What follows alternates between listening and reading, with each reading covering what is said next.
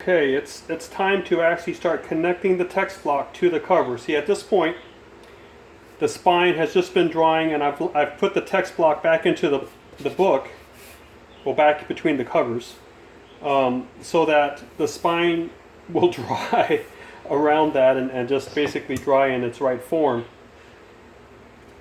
Now it's time to attach the mull to the board. So I'm going to go ahead and pull the text block out. Now I'm going to try to leave the book cover down there just like that, because I know I can see the alignments. I can just look at it by eyeball it. I can see it.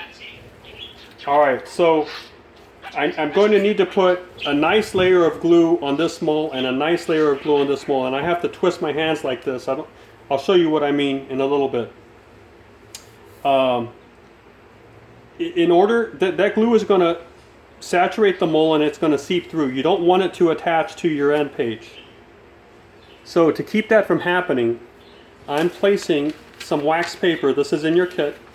I'm placing it between the mull, just like that. And it's important that it's placed this way so that the wax paper is within the parameters of that end page. You don't want it like that or somehow tilted out. And when you come to register the text block into the cover, you don't want to be looking at pieces of wax paper sticking out, because it'll stop you from really getting the right measurements, getting it placed right as you put it back into its place in the covers. Okay, so now it's time to glue. Now you're going to have to learn how to hold those two pages together with one hand like this. You see? You know, you're holding it at the bottom, and your thumb and the other fingers are pinching those wax papers in there, and they're sitting where they need to be. And I'm going to use my glue, obviously. I'm going to use this. I'm going to glue the back first, then I'm going to glue the front, and put that brush down, and I'm going to slip it in there, right? That's why I have to be able to be comfortable gluing in this way and flipping and gluing it. Once you grab onto this with one hand, then you have the brush in the other. You're not going to be able to.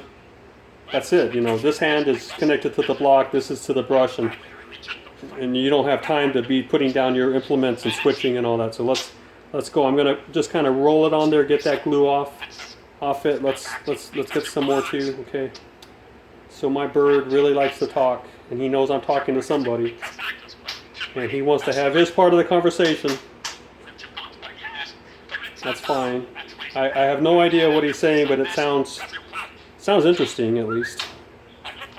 Okay, almost done. So I'm going to roll. You see how I roll to make sure I get all parts of that glue off? You don't want globs of glue left on your brush. It'll drop somewhere on your text block, and then good luck putting it down and fixing it and all that. Now I'm making sure that all part of the mull has all edges that are outer edges have a lot of glue on it. I'll go back here and make sure I have that on there. You don't want to put the glue on too thin, but you don't want to just let globs of glue hang there. Now I'm going to switch, okay? I'm switching over, okay? And I'm putting down, I'm actually picking up, I'm going to nestle it in there like this, all right? I'm going to nestle it in. And now I know, I've eyeballed it, I know this is right, and I'm closing it this way. And before it actually sits there and sets hard, I'm going to try to adjust it. Now that's a little tricky. But you'll get the hang of it.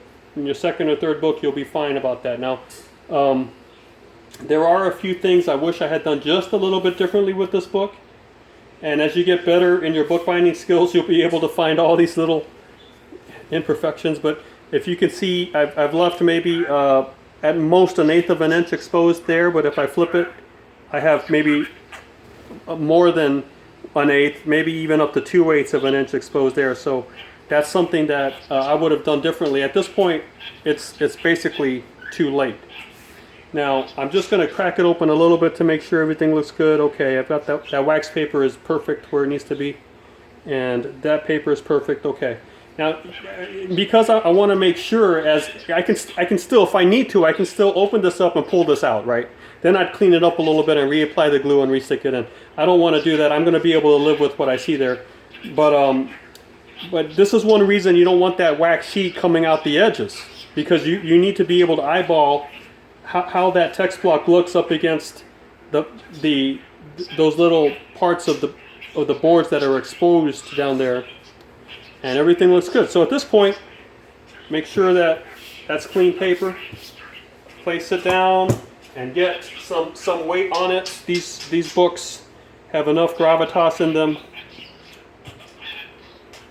to really press weightily on the journal, and maybe they'll have a good influence on whatever gets written in that journal.